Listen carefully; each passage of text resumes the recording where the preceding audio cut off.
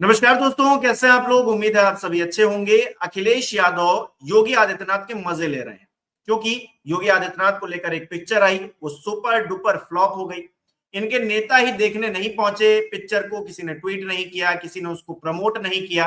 और जब ये हुआ तो अखिलेश यादव क्या कह रहे हैं, वो कह रहे हैं सुना है भाजपा के 4 विधायक भी फिल्म देखने नहीं गए, ना ही किसी ने फिल्म देखते हुए अपनी फोटो डाली। लगता है फिल्म बनाने वाले फिल्म देखने के लिए व्हिप जारी करना भूल गए थे।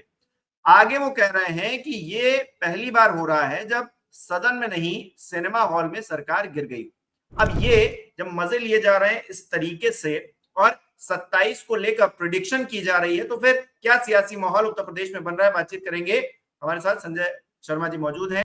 संजय सर, बहुत बहुत स्वागत है आपका। सर, उत्तर प्रदेश में क्या हो रहा है? योगी आदित्यनाथ जी की लोकप्रियता तो मोदी जी के बराबर बताई जा रही थी कुछ वक्त पहले, अब उनको लेकर एक पिक्चर आती है, मतलब उन्हीं के विधायक सांसद देखने नहीं जाते हैं और अखिलेश यादव मजे ले रहे हैं। कह रहे हैं कि ये पहली सरकार है जो सदन में नहीं गिरी, बल्कि गिर गई है सिनेमा हॉल में जाकर। अब बताइए इस पर क्या किया जाए। हिमांशु, कभी कभी ऐसा होता है कि राजा अपने आसपास, राजा के इधर उधर कुछ चमचे ऐसे हो जाते हैं, राजा को पता ही नहीं चलता कि चमचे कब डुबो देते हैं। ऐसी एक चमचे हैं, नाम है शांतनु गुप्ता। गंजे हैं, टीवी चैनलों को राजनीतिक विश्लेषक के रूप में बैठाता है। और वो महाशय जी जो हैं, शांतनु गुप्ता जी, एक दिन मैं देख रहा आज तक पे जाति के ऊपर बात हो रही थी और गुप्ता जी जाति में बखान दे रहे थे, राजनीतिक विश्लेषक जो भाजपा के प्रवक्ता की तरह, भाजपा के प्रवक्ताओं से भी ज्यादा बात करते हैं। तो शांतनु गुप्ता का खेल ये है कि वो किताबें लिखते हैं और फिर वो एक आध नेता पे किताब लिख देते हैं और फिर सूचना विभाग, बाकी विभागों में किताब बेचकर माल कमाते हैं। तो शांतनु गुप्ता की कई कहानियां फिजाओं में तैर रही हैं। दिल्ली की मीडिया से मैनेज करते हैं और फिर वो कहते हैं कि मुझे राजनीतिक विशेषज्ञ के रूप में बता दो, मेरी दुकान चल जाएगी थोड़ी सी।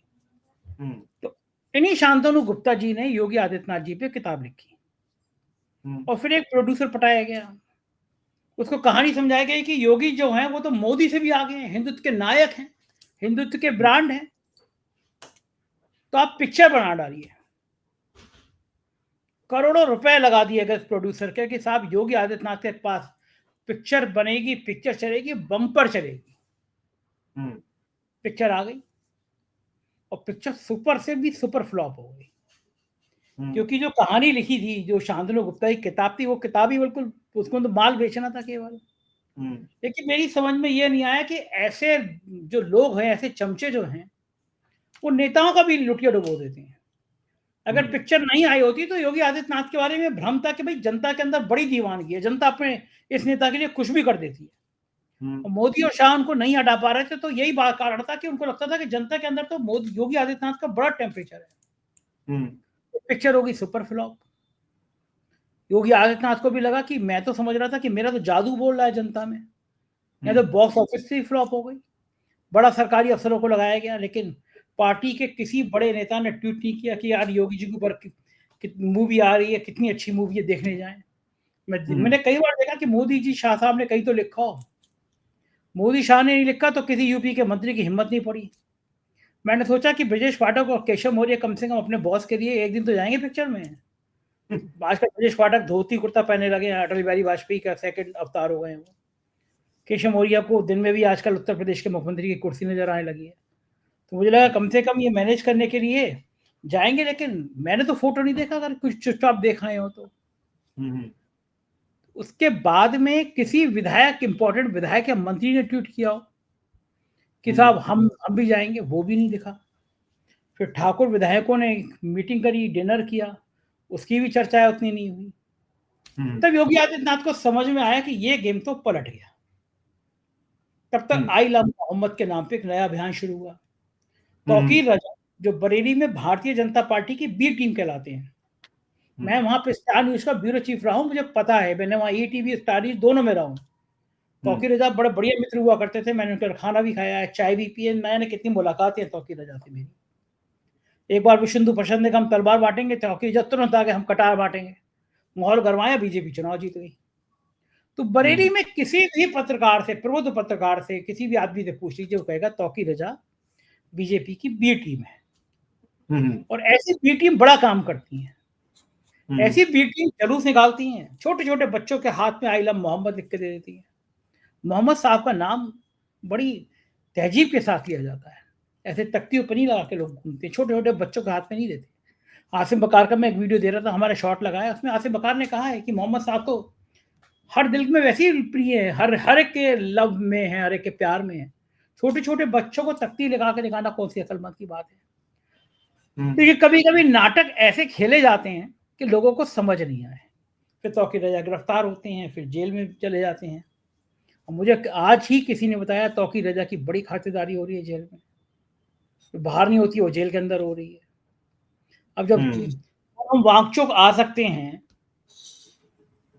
लद्दाख से जोधपुर की जेल में आ सकते हैं, तो अगर आपको तौकीर रजा को दंड देना है तो उनको अंडमान निकोबार की जेल में भेज दो। कालापन काय को बरेली की जेल में रखे हो, क्योंकि पिक्चर फ्लॉप हुई है, योगी जी का खून खोल रहा है, तो योगी जी को अब डायलॉग बोलने के लिए तौकीर रजा मिल गए हैं। मौलाना को पता नहीं था कि सरकार किसकी है, ऐसा दंड दूंगा कि 7 पीढ़ियां याद रखेंगी। कुछ कुछ उसी स्टाइल का डायलॉग बोल रहे हैं, जैसे सऊदी से लौट के आए थे मोदी जी पहलगांव के बाद, हमले के बाद सीधा बिहार में गए तो कहा था इन आतंकियों के घर में घुस के हम ऐसा मारेंगे 7 पीढ़ी याद करेंगी। और ऑपरेशन सिंदूर में तो हमारी बैंड ही बज गई। ट्रंप ने आज फोटो जारी कर दी है पाकिस्तान के सेनाध्यक्ष और प्रधानमंत्री के संग, कितनी खुशी खुशी वाले। ऑपरेशन सिंदूर का साब ही नहीं निकल रहा प्रधानमंत्री के मुंह से। हम पूरी दुनिया पाकिस्तान के साथ खड़ी हो रही है। तो उसी स्टाइल में योगी आदित्यनाथ ने कहा कि मैं मौलाना को ये कर दूंगा, वो कर दूंगा। मैं तो इंतजार कर रहा हूँ कि कब मौलाना तौकीर रजा पे एनएसए लगाएंगे आप, कई सारी प्रॉपर्टी है, कब उन्हें बुलडोजर चलाएंगे, कब उनको अंडमान निकोबार की जेल में भेजेंगे। लेकिन ये पिक्चर का डायलॉग था ना कि चुनाव पास में आ रहे हैं तो दो लोग कह रहे हैं कि मैं तुम पे थूकूंगा, तुम मुझ पे थूको, मैं तुम्हें गाली दूंगा, तुम मुझे गाली दो। हमारे देशों की जनता समझेगी हम लोग लड़ रहे हैं और अपने दोनों का मकसद हल हो जाएगा। अच्छा, इस बात का अंदेशा, एक छोटी सी बात और कह दूं, जी बॉर्डर के लिए राहत इंदौरी ने शेर लिखा था, सीमाओं पर बहुत तनाव है क्या, मालूम करो चुनाव है क्या। तो चुनाव तो नहीं है, लेकिन बिहार के बाद सिंहासन पे कोई बात ना आ जाए, इसलिए योगी आदित्यनाथ की 5 ब्रांड स्पीचें लोगों के पास में है। जी हिमांशु। अच्छा, 2024 के बाद में जो हाल हुआ, जिस तरह से अखिलेश यादव सबसे बड़े सितारे बनकर उत्तर प्रदेश में उभरे, 37 सीटें जीत गए, बीजेपी हाफ हो गई 33 सीटें, तो कहा यह जाने लगा कि योगी जी की कुर्सी खतरे में है और गोरखपुर वापसी की संकेत मिल रहे हैं, दिल्ली उनसे खुश नहीं है। और योगी जी ने कुछ ऐसे बयान भी दिए कि मैं दिल्ली से ज्यादा गोरखपुर जाना पसंद करूंगा। तो लोगों को लगा कि क्या योगी जी फिर से गोरखपुर जा रहे हैं। इस बीच मामला संभलता हुआ भी दिखाई दिया, लेकिन फिर से योगी जी की ये जो पिक्चर आई है, इसने योगी जी को इतना नीचे दिखा दिया है, या फिर उनका कद जो अभी तक बहुत हाई फाई बनाया गया था, वो हाई फाई कद जो है वो नीचे आ गया है। तो ऐसे में योगी जी की गोरखपुर वापसी की वो जो बातें की जा रही थी, फिर से चर्चाएं तेज हो गई हैं। तो योगी जी अब क्या गोरखपुर वापसी की तैयारी फिर से करने लगे हैं? क्योंकि अगर वो नहीं करने लगे हैं तो फिर इस तरह की बातें वो करते, अब कर रहे हैं कि हिंदू मुसलमान कर देंगे, 800-900 साल पहले क्या था नहीं था वो बताने लगे। क्या इसी वजह से? हिमांशु देखो, पहला काम तो ये करता मैं, अगर मैं योगी आदित्यनाथ की जगह होता कि शांतनु जैसे जो किताब बेचने के लिए सेलर आते हैं, इनको घर में घुसने में मना कर देता कि इनको कोई सरकारी दफ्तर में या जगह घर पे नहीं घुसने दिया जाएगा, पहली बात। दूसरी बात ये तय है कि हिंदुत्व के फायर ब्रांड को और मजबूत देता है, इस ब्रांड को, जैसा वो कर रहे हैं, करना भी चाहिए। दिल्ली को अगर ये एहसास हो जाता कि योगी आदित्यनाथ के पीछे इतनी भीड़ नहीं है, इतना पागलपन नहीं है, तो मोदी और शाह साहब कब तक योगी आदित्यनाथ को हटा चुके होते। उन्हें भजन लाल शर्मा जैसे चाहिए, उन्हें मोहन यादव जैसे चाहिए, रबड़ स्टैम्प मुख्यमंत्री चाहिए।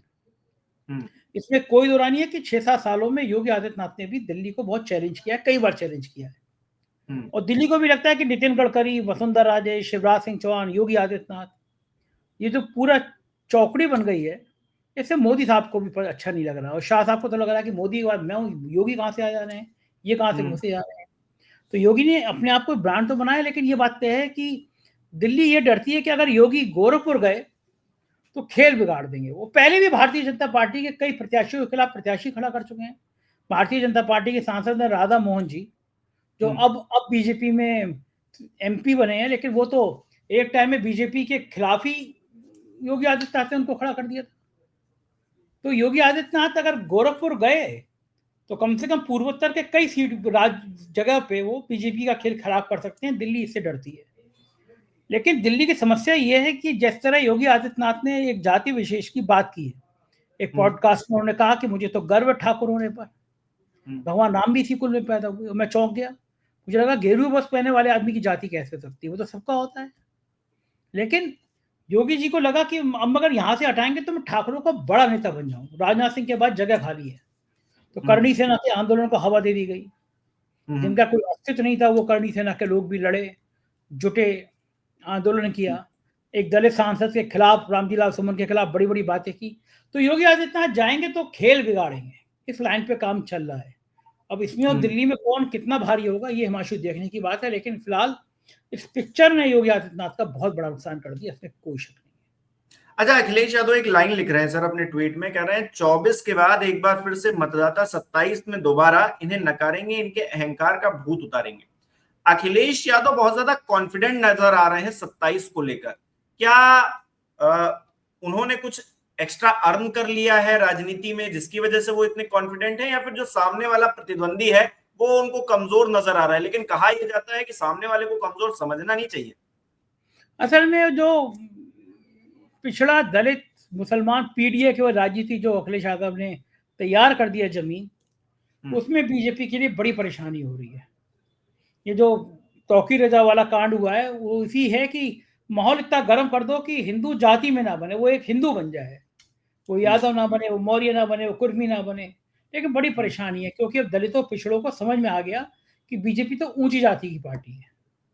ये खेल जो है ना ये बिगड़ रहा है ना, तो अखिलेश यादव के अंदर कॉन्फिडेंस आ रहा है कि अगर पिछड़े और दलित एक जगह आ गए, मुसलमान साथ साथ है, तो बीजेपी का हम कबाड़ा कर देंगे। और पार्लियामेंट के चुनाव में करके दिखा दिया।